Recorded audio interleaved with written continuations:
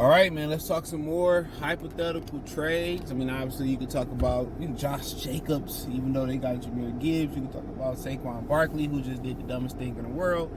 He signed a brand new contract, a 1-year contract, which it ain't even his franchise deal. I think it pushed his tag year back again or whatever.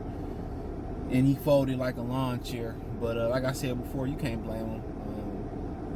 With the economy, you can't miss an $11 million check. They built some incentives in there that some people say are not reachable. Rob Parker called him all Barkley, no bite, for not holding out, for not keeping his word on holding out. But you see what happened with Le'Veon Bell. He chose to sit out the whole year and never got his faculties back. You gotta understand, Saquon Barkley just blew his leg out a couple years ago, so he ain't got time to waste. So rest is not also necessarily the blueprint for success for in these sports. Sometimes you never get them fast twitch muscles back, no matter if you routinely work out. Don't forget the Lions dealt with that many moons ago with Mike Williams. He took a year off from UFC, got to the NFL, never recovered his fast twitch muscles again. Was a flop out the NFL. So, but Chris Jones, apparently, him and the Chiefs having issues. When you win championships like the Chiefs, you're paying Travis Kelce. That's one of those positions, and where Travis Kelce, where you paying a non-premium position, but you paying a premium tag on there. So that's going to affect the rest of your team. Your premium positions are quarterback, left tackle, pass rusher. But usually, they don't necessarily pay those top receivers because he's really a receiver. But those type, you usually can rotate those guys in. You've seen Randy get traded. You've seen T.O. get traded.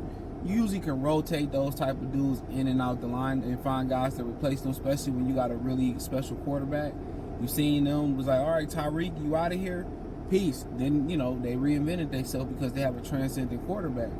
So, but Kelce is so good and important in what they do, you're going to pay that price tag for that position. But if they ain't getting after the passer and they ain't throwing it, a lot of times when the price get too much, you gotta move on for the sake of the team. So you hoping you take guys like Tom Brady and Patrick Mahomes who take team-friendly deals.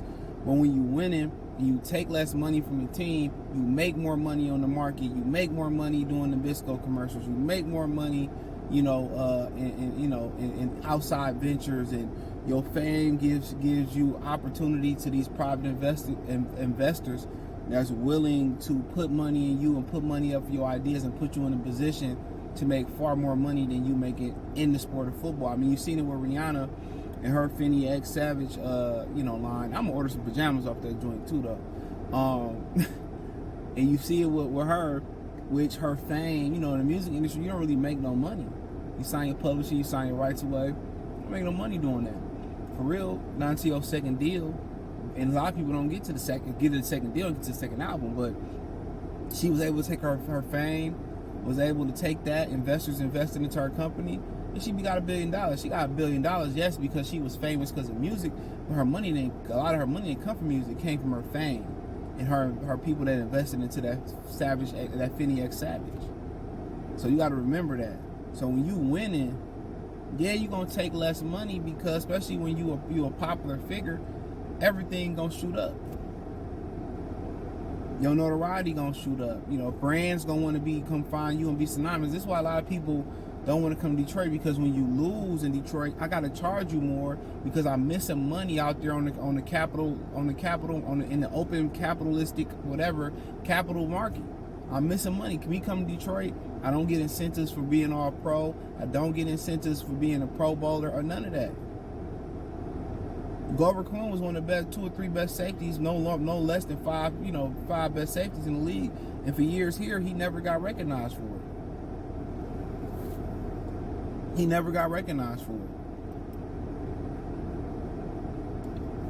So, I mean, it's honest truth.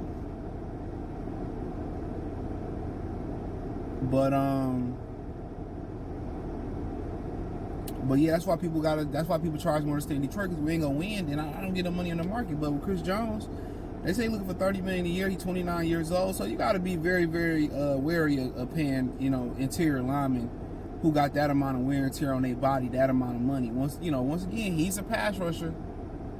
You know, he might not be the sexy edge rusher, but he's very effective. And last year he was the best defensive tackle in football, and probably should have been the defensive MVP.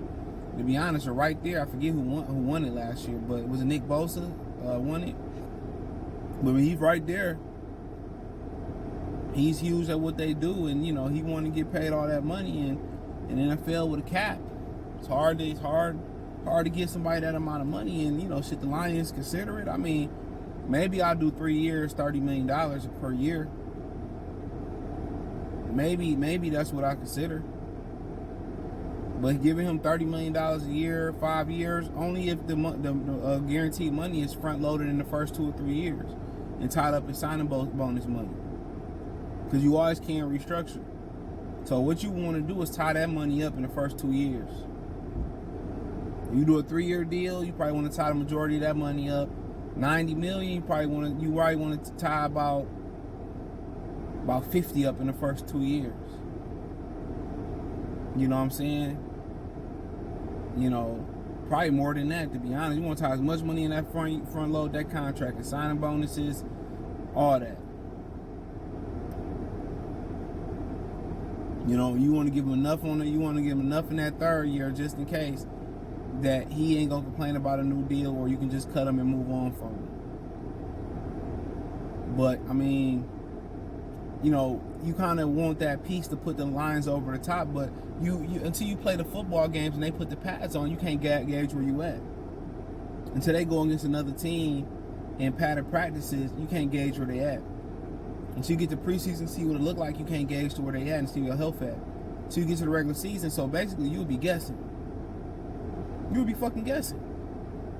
And you should have a good feel on your team, but when you an upstart team and you feel like your momentum is rolling, it'll be interesting. I'm not opposed to it. I'm more for it than against it, because he that guy.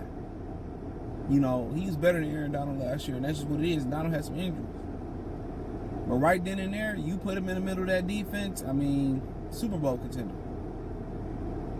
Everybody get better. Aiden Hutchinson, get better. James Houston get better. Elaine McNeil get better. He dropped 22 pounds. You keep Zorgi, he get better. He stay healthy. Linebacker core gonna be a lot better. They're gonna be cleaner. Corner's gonna play better. DB's gonna play better. But to be honest, when you need to push it over the top like the Eagles did last year, you kind of gotta feel like we a good football team. Lions, you don't know if it's real, son. What ODB say on Fantasy Mariah Carey, keeping it real, son. You don't know if it's real yet.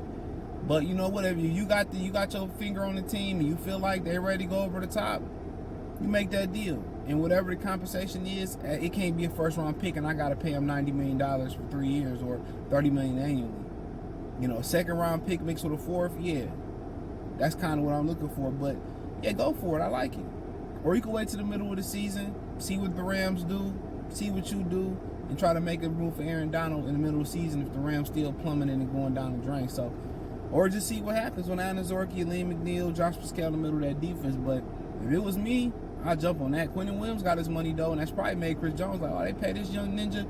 He had one good year. Hey, I'm having great years. Pay me. If they don't want to pay him, I'll straight make that call, straight jacking. And I'll make a deal. Straight up and down. That'll make the Lions hype mythical.